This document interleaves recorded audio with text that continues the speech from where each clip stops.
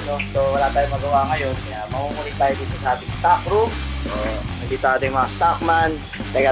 May nakita ako, may bagong shock ka. Ano yan? Labag nyo nga. Titingin niya ako niyan, patingin niya ako niyan. Ba't ganyan yung sulat niyan? Thailand. มีหนังแดงแล้วจะกินหนังส้วงมีหนังส้วง Ning nang. Ano, patingin to. Oh, wow! Ano to? Pang-click? Mio boss. Mio to? Yes po. Ito parang di naman pang Mio to. Ang ganda naman ito. Adjustable. Baba at taas. Yes po. Tapos ano to? Pag magmabigat, pag sobrang mga juba. So ano to? Mio. Yes po. Uy, may LC-150 ako nakikita. Patingin nga. Patingin yung ano, Sniper 150. Pasok din sa Sniper 155. Isa pa oh. Damn. Good boy. Boom. Sniper. So, ito yung compression. Ito yung rebound. Meron din pala rito. Dalawa. Adjustable din. So, sa Sniper 155 namin, Anniversary Edition. Alam nyo na ito, lalagay namin. May iba bang motor? Yes po. Ano pa? Raider po. Raider? Saka Air Max. Patingin ng Raider. Patingin ng Raider. Ganda ng lalagyan, oh. So, ito. Ano naman to? Raider po. Raider. Okay, pahugot nga. Parang parehas lang. Oh, Raider 150. Mas mataas siya boss kaya sa sniper. Pero parehas lang. Pero ang ganda ng lalagyan. Why walang spring? Ito pero may bracket. Yan. Importante ito. Mahirap kasi install ito. Itong part na to. Okay, ano pa yung isa natin dyan? NMAX. Yeah. Ang NMAX is pasok din sa Aerox version 2. Pareha sila. Lapag mo. Wow! So ito yung pa NMAX. Pahugot ng isang ganda. Pahugot niya. Tag-isa kayo. Yan, no? Ganda. So, dalawang adjustment. Parang premium, no? Okay, ganda. Tapos yung tag, ito makakapagsabi kung legit to. Babariling ko ito mamaya, titingnan at saan pupunta. Race power. Pati niya nito. Ito po, pucha kulay Olins. Uy, bigat. Ayan, para mas ma-appreciate nyo. Yung all black kasi, all black eh. Ito, ganda. So, ano? Samadi ka. So galing Thailand, so dalawang suspension, dalawang spring. Walang magawa. Kaya tara, pa-install natin to. Ako mismo mag-install ngayon dun sa Aerox namin. Tara, samahan niyo ako.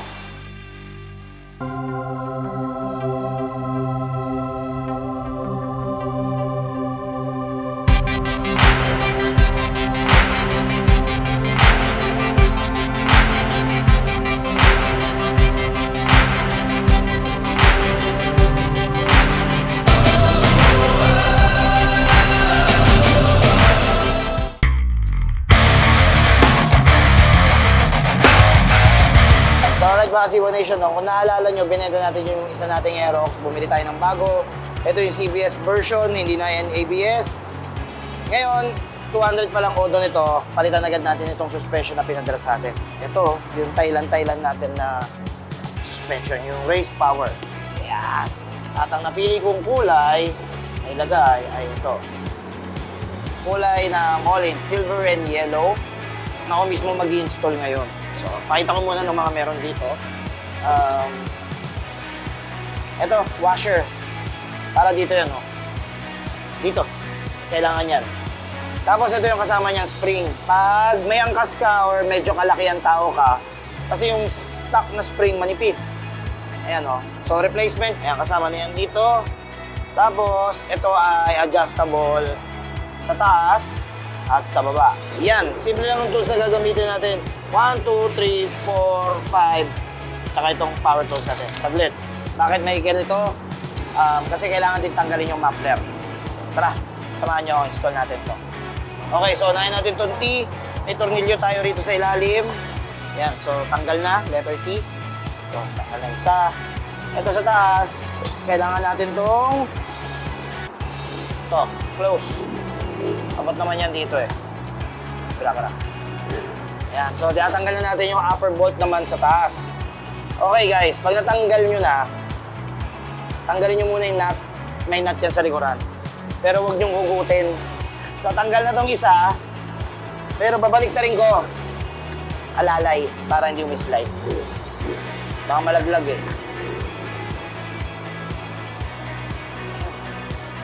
Yan, para baka malaglag. Kabila naman tayo. Same process. Pinagkaiba lang ngayon. Kailangan natin tanggalin yung tambucho. Pag tanggal ng tambucho, ito pinakamabilis. Socket 14, pinakamabilis. Up. Ayan. Okay, meron din tayo sa ilalim. Ayan.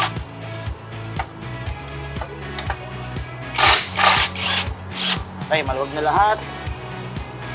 So ito yung pinakamahirap sa ilalim, yung dalawa. Kapayin nyo na lang. Ako, kabisado ko na to eh. Kasi ito yung pangalawa. Ayan o. Ayan, tanggal na dalawa. Alright, tanggal na. Gasket. Okay, next. Ito naman. Letter T uli, katulad sa kabila. Pwesahin muli natin. Okay, so maliwag na to. Ito tayo sa kabila. Ngayon, paano nyo malalaman yung kaliwa sa kanan? Ayan o. Ito yung unahan. Para mababasa mo yung warning pag naka-ganyan dito. Ayan. So magtataka kayo, actually pwede naman yung baliktaran. Pero kung mag-install kayo, best advice yung ganito. Para dito. Diba? Tara, install natin to. Yun. So barilin nyo to pag duda kayo. Let's go. Dito yan. Pushing. Ayan. So,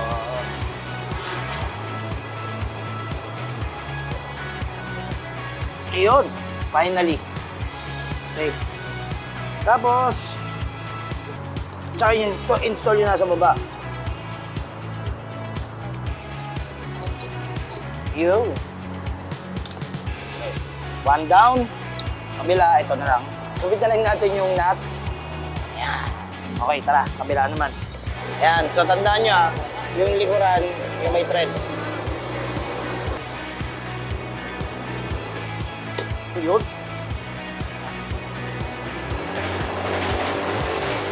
Yeah. Mas madali rito, walang harang.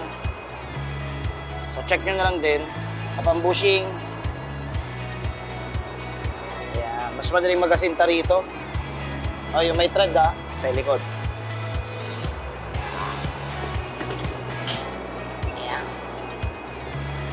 Ayan, papatay nyo lang ulit. So, okay, sa mukha ulit makukuha ang puwersa. Okay. Kabila. There you go mga K1 Nation. Ganyan lang mag-install. Medyo mukhang mahirap lang dahil hindi ako sanay. Pero sa mga mekaniko natin, basic na lang yan. Ito na, laki na natin. Baliktad yung nut. Ayan eh. Ayan. So reminder ko lang, pag maglalagay ka nito, gamitin nyo ng Loctite para sure. Siyempre, na-install ko na, di ba? So, na-install ko na. Tapos na yung trabaho ko. So, ngayon, tapusin mo. Balik mo lahat yan, tapos sikipan mo. Di ba? Babalik nyo na lahat yan, tapos sisikipan niya na. Tapos mamaya-maya, tingnan natin, timplahin na natin yung suspension nito.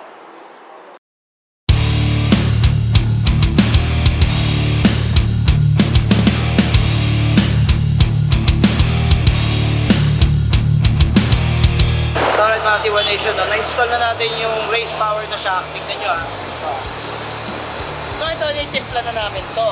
Ngayon, papakita ko sa inyo paano mag-play. Dalawang lalaki nag-angkas.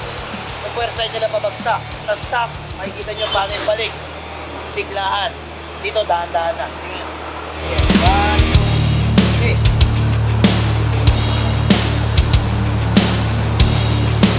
Diba? Masagot.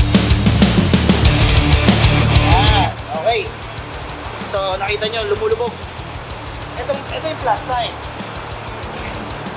So, patitigasin natin ngayon. Tignan natin kung magagawa nila yung same na bounce ulit. Titigasin natin. Okay, sasagat ko na.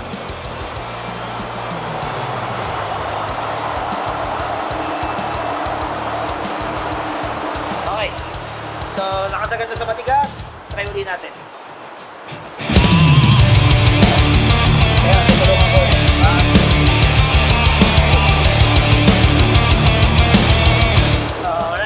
Siwa Nation, nakita nyo? Ngayon naman, palalambutin natin.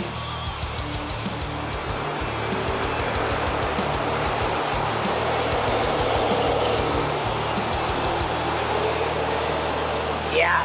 So, Talbog, boys. Diba? Hindi ko na tinulungan. Sobrang lambot. Okay, ito ang challenge. Pag umaahon, masakit sa likod yun, yung mabilis. So, galawin natin yung rebound. Ilagay natin sa pinakamatigas.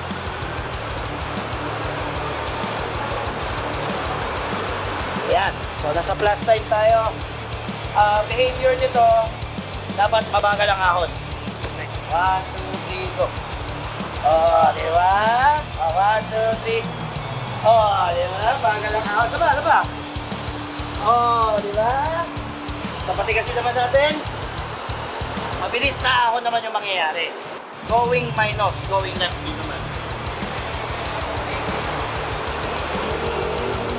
Medyo matigas yung baba. Nasa minus na tayo ng todo. Ang behavior nito, dapat mabilis ang ahon. Kasi sobrang lambot ng taas. Okay, boys.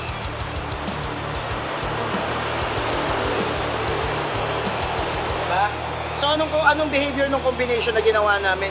Sobrang lambot ng taas, yung baba, sobrang bilis din ng talbog para paakyat. Ang nangyari, yung shock, saba. Masyadong malaro.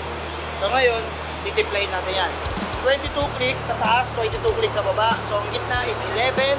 Bilangin natin. 1, 2, 3, 4, 5, 6, 7, 8, 9, 10, 11. One, two, three, four, five, six, seven, 8, 9, 10, 11. Okay, lubog. Ayun, medyo katamtaman yung lubog. Yung ahon, ayusin natin.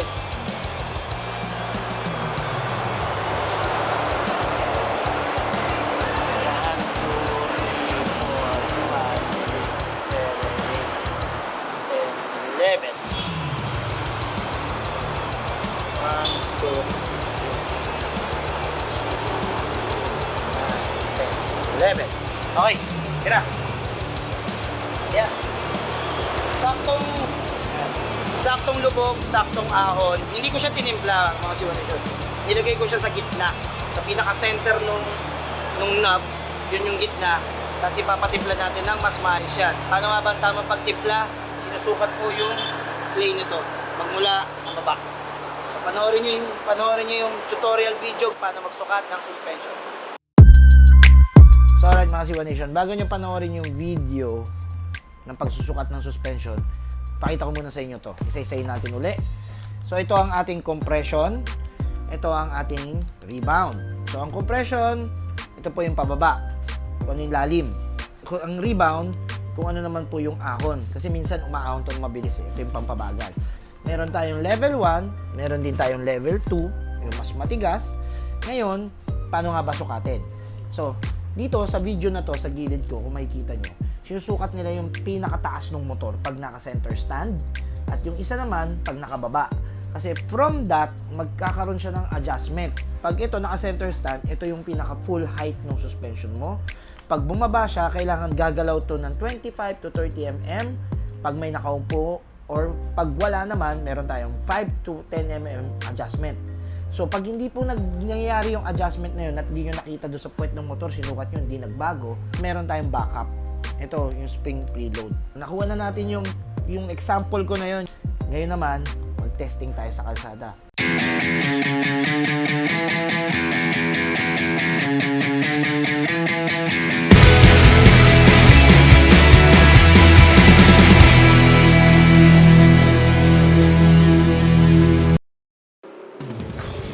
So alright mga Siwa Nation, that's it. Nakita nyo naman yung difference ng aftermarket natin na shock versus dito sa stock natin. Naituro ko na rin kung paano gamitin yung rebound at compression. And syempre, nakita nyo na rin siya sa road testing. Pinadaan natin sa lupa. So ngayon, na-testing na namin tong race power na to. Tignan nyo na din performance ng race power dun sa iba-ibang motor na kinapitan natin. Tapos bahala na kayo kung ano yung gusto nyo ilagay sa motor ninyo. That's it for this episode mga Siwa Nation. Laging tatandaan sa 01. Number 1.